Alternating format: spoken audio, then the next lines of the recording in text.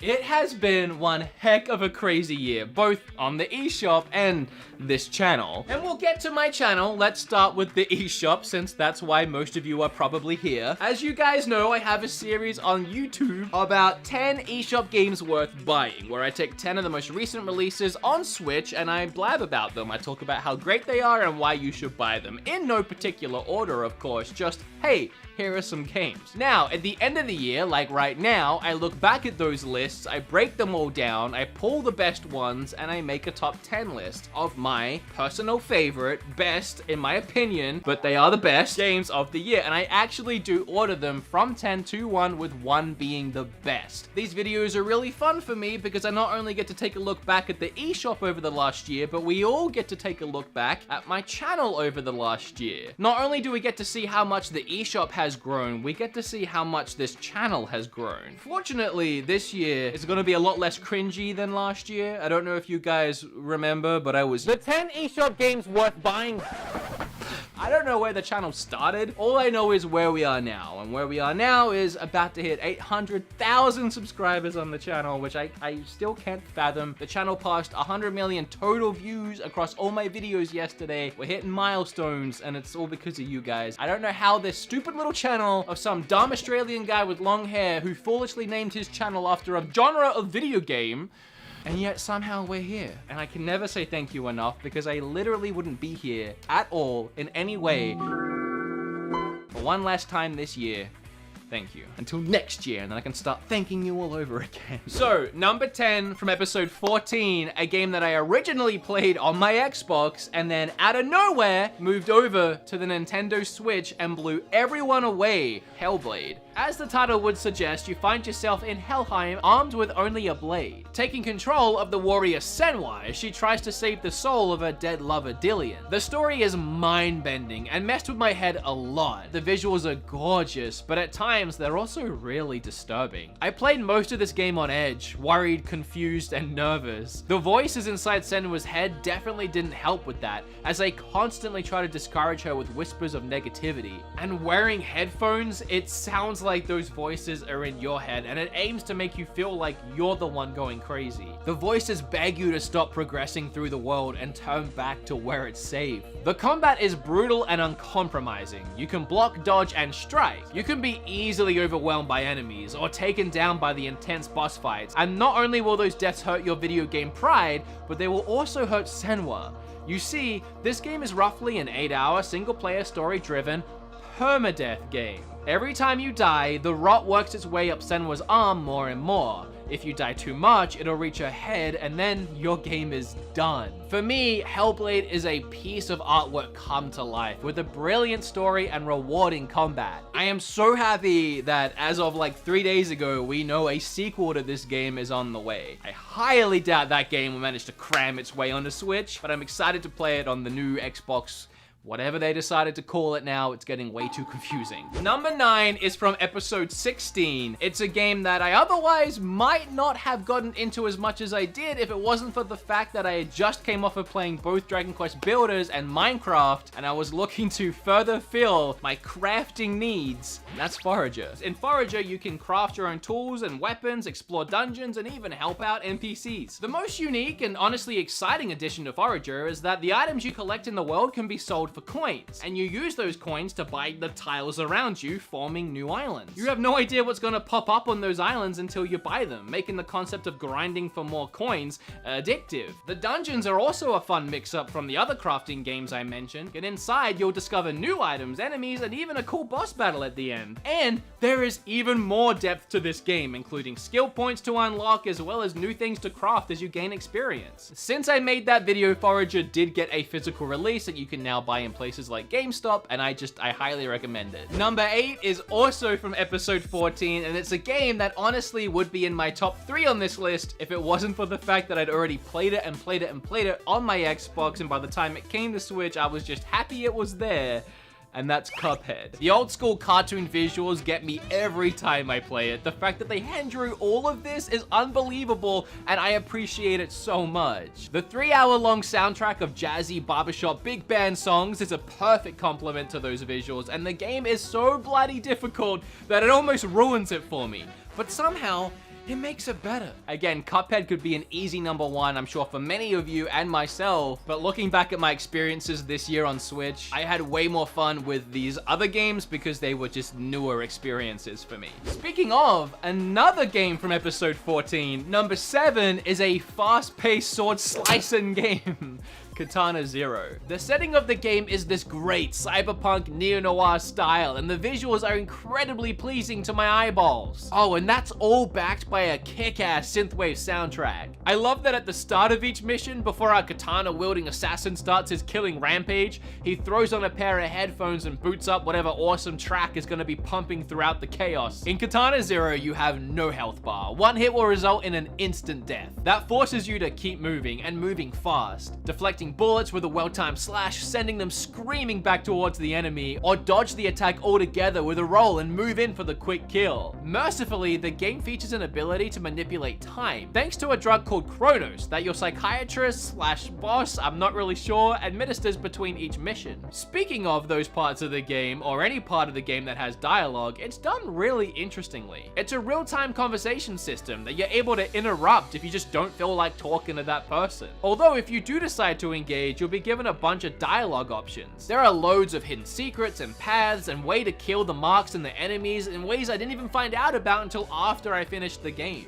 Number 6 is from episode 13. This is a game that I actually hadn't heard of before that was getting ported to Switch, and it was one of those rare occasions where a sponsor just couldn't have been more perfect because I fell in love with this game, and we even gave away a Hob-inspired Switch on the channel to one lucky winner. From the moment I started playing, I was hooked. Not only by the beautiful artwork that is the game's visuals, not only the intriguing and intricate character designs, but mostly I was hooked by the level design and the gameplay. I love when a game doesn't hold your hand. Hob never taught me how to jump, how to climb, or how to platform, but as soon as I saw this platform twist around, it was so clear what I needed to do. Also, side note, even that big punch he did to spin the platform around was a subtle clue, a hint as to later gameplay mechanics. And that holds true for every single gameplay element or puzzle you find or react with in the game, even the combat. After finding a sword and learning how to swing it, there wasn't much left to teach me that I couldn't discover on my own, developing my own skills as I played and even unlocking more from there. And with no written or spoken dialogue, it is still perfectly clear what the story is and what the conversations between the characters might mean. So the game is split between puzzle platforming and action combat, with the focus being more on the puzzle platforming side. And in this game, that really works, as the entire world is like one big puzzle for you to solve. Every part of the game feels fresh, every puzzle different to the last, but with everything you have learned from the previous puzzles playing a part in helping your thought process when it comes to solving the next one. Number 5 was from episode 15, and it's a game that as soon as I saw it in an indie direct or an indie direct, I can't remember which one I saw it in, I could not wait to play it because the Max Payne slow down shooting bullets like crazy while on a skateboard gameplay got me really excited, and it absolutely lived up to my own personal hype.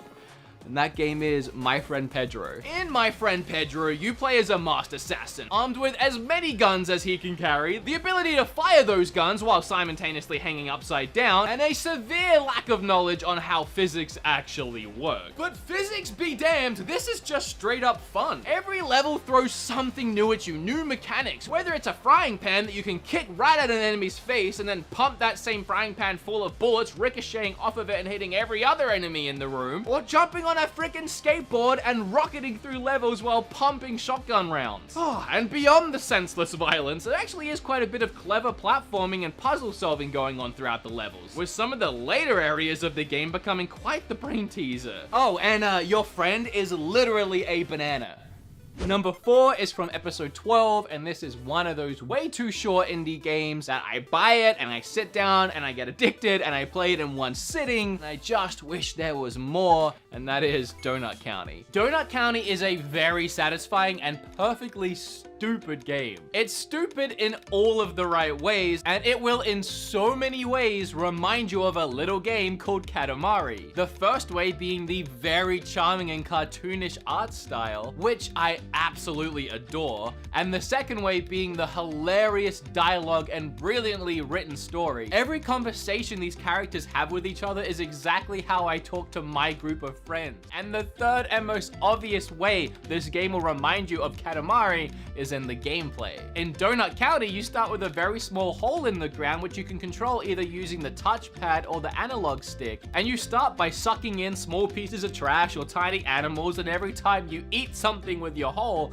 it grows a little bit larger, obviously allowing you to consume bigger and bigger items into your hole until finally, and you probably guessed it, swallowing up whole buildings or entire freeways worth of cars. This gameplay mechanic on its own is weirdly therapeutic and extremely addicting. Anyway, as fun as that mechanic is, there are others that you can unlock, like the catapult, which allows you to shoot out some of the items you require, and you can use that to hit switches to open doors to go into other rooms, or to hit a Ferris wheel with water to spin it faster and faster until it flies off its frame. And in between each of the levels, you get treated to a little bit more of the story, piecing together what actually is happening in this town and why this hole is swallowing everything up. Now, as we get up in here into the top 3, I have a feeling that all 3 of these, or at least 2 of these for a lot of you, are gonna be your number 1s.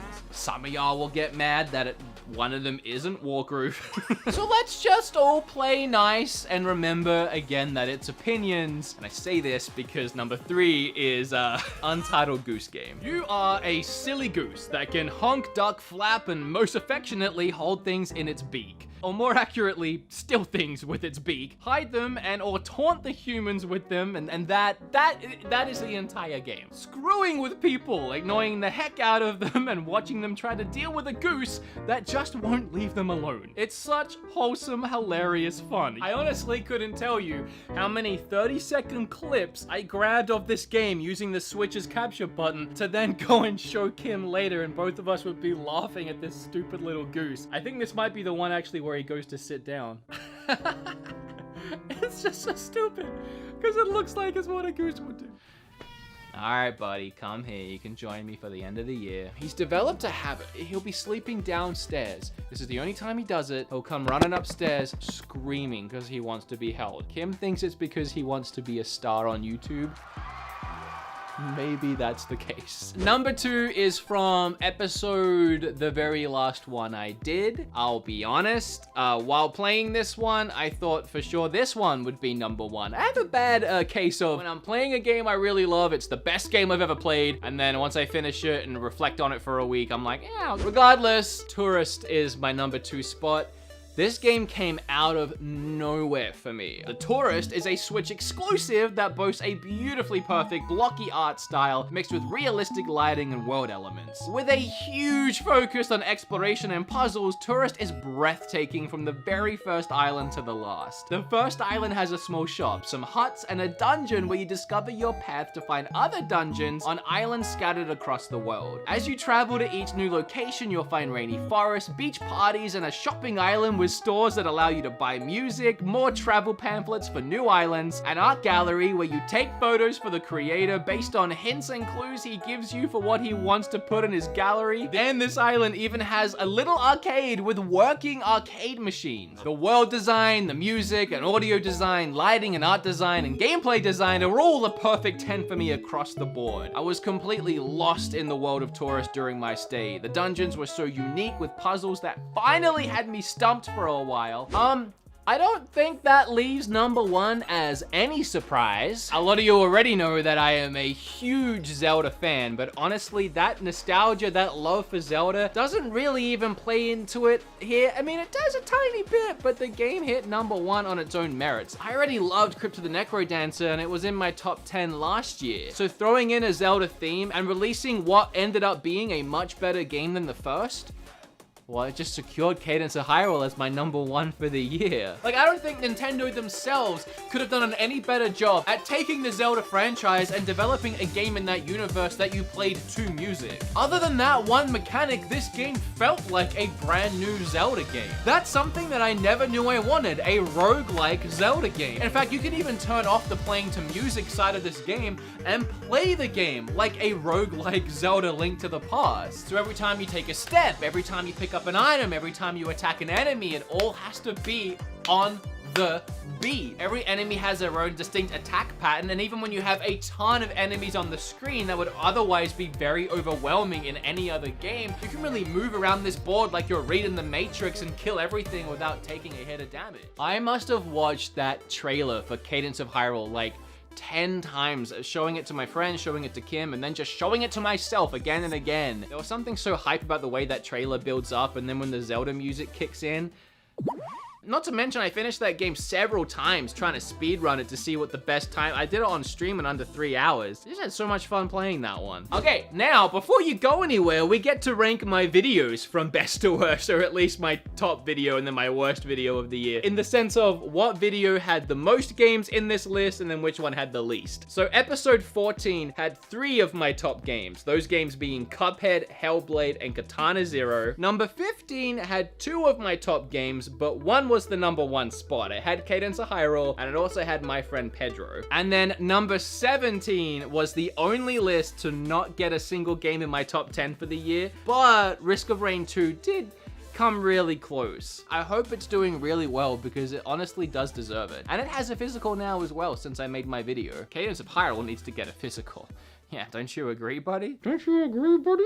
Those are the best games of the year. I mean, okay, in my opinion, those are the games I had the most fun with this year. So please, leave your top 10 down below. I'd really love to know how different it was to mine. Again, I can't say thank you enough for everything you guys do for me and you did this year. I mean, I know I'm not always the most tolerable person in the world. You know, I take sponsors and a lot of people can't stand it when their favorite YouTuber takes a sponsor, but like my actual followers that enjoy what I do, they're just happy to see me doing my thing and grow on the platform. I guess what I'm trying to say is thanks for putting up with my shenanigans. Going into next year, I definitely want to mix things up and change things up a little bit. I mean, I know I want to completely change this behind me. I can't wait for January. So hopefully in the next video you see me in, things will be different. I hope you had a fantastic holiday season. I hope your Christmas was wonderful. I hope you got the Switch you were asking for. I just spat all over the camera. Enjoy that. What do you have to say, buddy?